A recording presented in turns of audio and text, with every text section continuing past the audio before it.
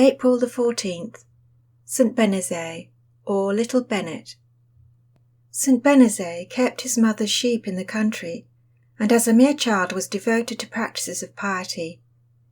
As many persons were drowned in crossing the Rhone, Benezet was inspired by God to build a bridge over that rapid river at Avignon. He obtained the approbation of the bishop, proved his mission by miracles, and began the work in 1177, which he directed during 7 years. He died when the difficulty of the undertaking was over, in 1184. This is attested by public monuments drawn up at that time and still preserved at Avignon, where the story is in everybody's mouth. His body was buried upon the bridge itself, which was not completely finished till 4 years after his decease, the structure whereof was attended with miracles from the first laying of the foundations till it was completed in 1188. Other miracles wrought after this at his tomb induced the city to build a chapel upon the bridge, in which his body lay nearly 500 years.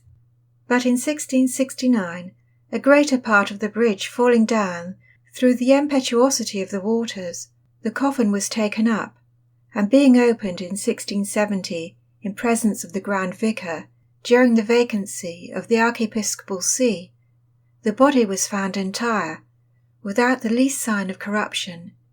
Even the bowels were perfectly sound, and the colour of the eyes lively and sprightly, though, through the dampness of the situation, the iron bars about the coffin were much damaged with rust.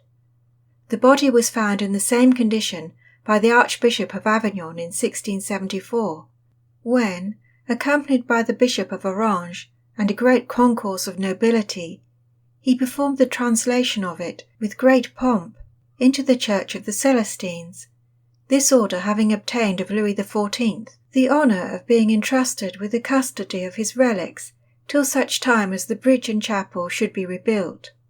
Reflection. Let us pray for perseverance in good works. St. Augustine says, "When the saints pray in the words which Christ taught, they ask for little else than the gift of perseverance."